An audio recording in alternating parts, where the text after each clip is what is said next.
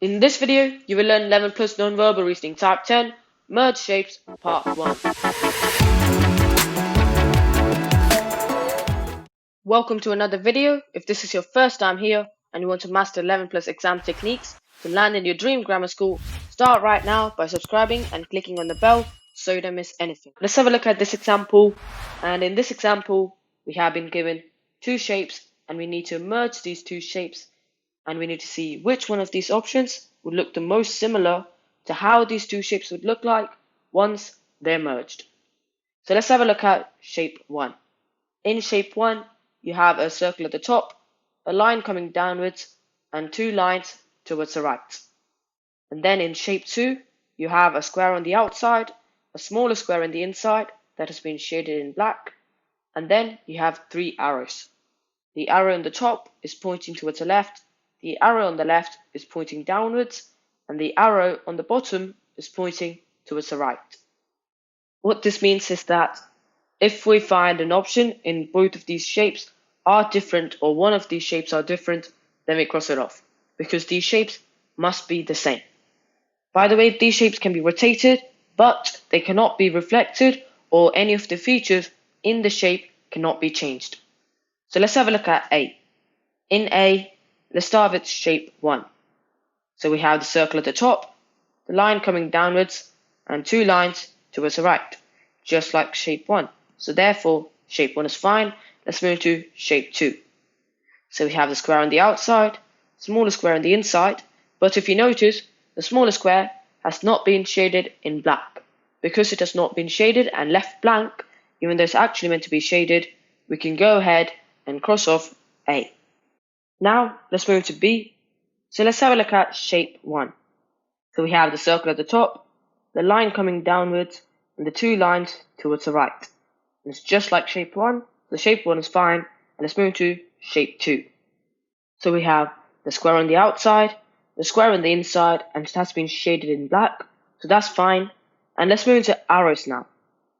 So in terms of arrows, in the real one, we only have one arrow on the top, and it's pointing towards the left. But if you have a look in B, we have two arrows at the top, one pointing towards the left, and another one pointing towards the right. Because we have an extra arrow on the wrong side, we can go ahead and cross off B. So now let's move to C. Let's do the same thing once again. Let's start with shape 1. We have the circle at the top, line coming downwards, two lines towards the right, just like shape 1. So shape 1 is fine.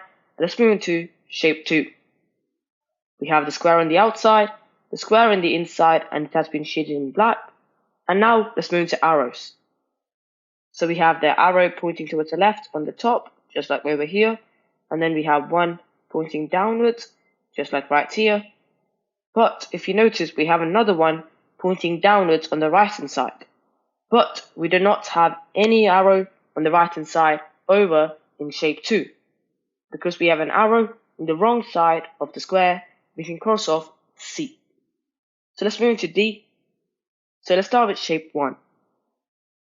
We have the circle at the top, line coming downwards, two lines towards the right, just like shape 1, and shape 1 is fine. Let's move to shape 2. Square on the outside, square on the inside, shaded in black, so that's also fine. Let's have a look at the direction of the arrows. We have an arrow at the top pointing towards the left, and then an arrow on the left pointing downwards, just like here, and then another arrow on the bottom pointing towards the right, just like here. And as you guys could see, in this shape, everything about the two shapes are the same. So in D, everything is same, but let's check E just to be sure. So let's have a look at shape 1, circle at the top, line coming downwards, two lines towards the right, but we only have one line towards the right.